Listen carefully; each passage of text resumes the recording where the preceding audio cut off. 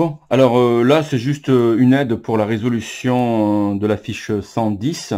Donc à chaque fois, quand vous avez, alors je vous donnerai le canevas, le protocole avec la fiche 000, je crois, si mes souvenirs sont bons.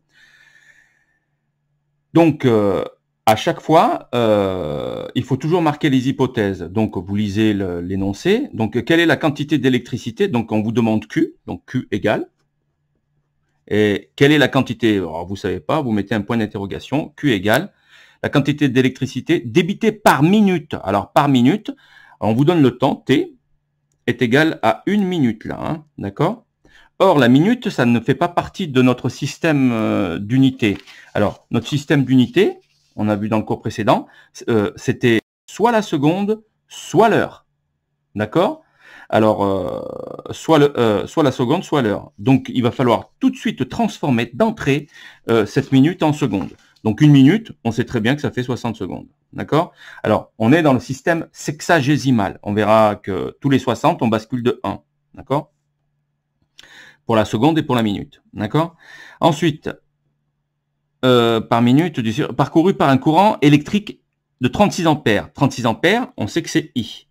Donc, fiche 22, les repères, vous allez voir, la fiche 22, il y a tout marqué dessus. D'accord?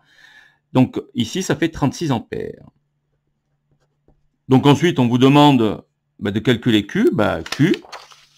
Q est égal à I fois T. Et cette fois-ci, vous voyez bien que T est en seconde, vous allez obtenir des coulombs. Donc, la réponse, elle est quelque part par là. Donc, vous devriez obtenir la bonne réponse. Alors ici, dans ce cas-là, on va marquer nos hypothèses. Toujours pareil. Quelle est la quantité? Alors, ici, j'ai oublié, Q égale, et vous marquez, et puis vous venez là mettre le résultat que vous avez trouvé en coulombs. D'accord? Donc, quelle est la quantité d'électricité qui sort d'un générateur quand il débite 30 ampères pendant 6h30 minutes? Donnez le résultat en ampères-heure, puis en coulombs. Alors, donc la première chose qu'on va faire, on sait que on cherche Q là. D'accord? Q égale. D'accord? On peut le mettre ici en hypothèse. C'est la question qu'on me pose. Q égale. Ici, on me dit qu'on a un courant de 30 ampères, donc I égale 30 ampères. Et là, par contre, le temps, c'est 6 heures.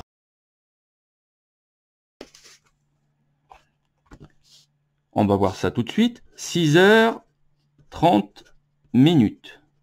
Donc, on peut prendre les 6 heures et les garder, puisqu'on sait qu'on peut utiliser l'heure comme unité de temps. Et ça va nous donner en ampères-heure.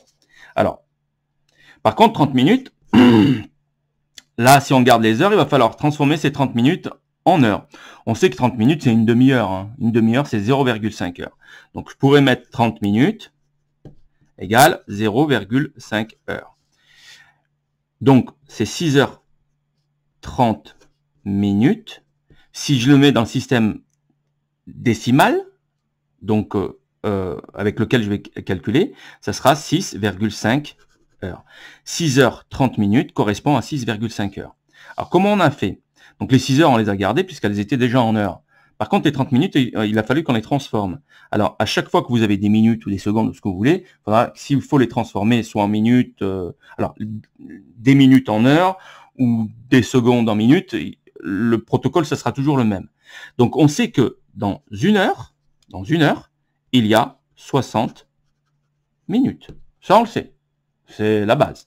Alors maintenant, la question à 100 balles, c'est combien j'ai d'heures, X heures, dans 30 minutes. Alors ici, dans ce cas-là, c'était 30, ça peut être n'importe quoi, 45 ou ce que vous voulez. Mais voilà. Ensuite, il suffit de faire le produit en croix. Donc le produit en croix, 30 fois 1. Je fais exprès de mettre tout. Mais bon, 30 fois 1, on sait très bien que ça fait 30, est égal à X fois 60. X fois 60. Moi, ce que je cherche, c'est X. Donc, X égale 30 fois 1, ce qui fait 30, divisé par 60. D'accord? Donc, les zéros se barrent. Il me reste 3 sur 6. 3, je peux diviser en haut et en bas par 3. Donc, 3 divisé par 3, ça me fait 1. Et 6 divisé par 3, ce qui me fait 2. Ce qui égale 1 demi, ce qui fait 0,5. Le voilà. D'accord? C'est bon? Donc voilà. Donc ensuite, eh ben, vous pouvez dire ici, dans vos hypothèses, une fois que vous avez fait que votre calcul intermédiaire, que t, le temps, c'est 6. Attention, il y a des brouettes qui prennent 6h30 minutes. Pour eux, ça fait 6,3 heures. C'est du n'importe quoi, hein. Ça ne peut pas marcher. Ça ne peut pas marcher. Alors, je vous raconterai une anecdote un peu plus tard, quand on fera le cours. Mais quand j'étais intérimaire, les gars, ils comptaient 6h30, ils mettaient 6,3 sur leur fiche de paye, au lieu de 6,5. Alors, ça leur arnaque, ben, si on regarde bien, ça fait 0,2. 0,2 multiplié par 60. Ça faisait 12 minutes de moins par jour. Bon, 12 minutes, c'est pas énorme, mais sur une semaine, imaginons sur une semaine, ça fait 5 jours, fois 5, ça leur faisait 1 heure de moins par semaine. Donc, et moi à l'époque, quand je suis arrivé, que j'avais marqué 6,5 heures, ils étaient outrés. Ils ont dit, mais non, tu te trompes, mon petit, tu te trompes. Et quand on est allé voir qu'on appelle ça, l'agence, elle a dit, ouais, l'heure, elle se met en centième d'heure. Donc 6,50. D'accord? Ok, je crois que c'est tout, hein. Alors, tout ça pour vous rappeler qu'il faut surtout pas oublier de mettre le temps soit en heures, soit en secondes. Voilà. Alors ici, bah, une fois que vous avez votre résultat en ampère-heure, il suffira de multiplier par 3600 pour le trouver en coulomb. D'accord? Je crois que c'est tout. Voilà. Merci.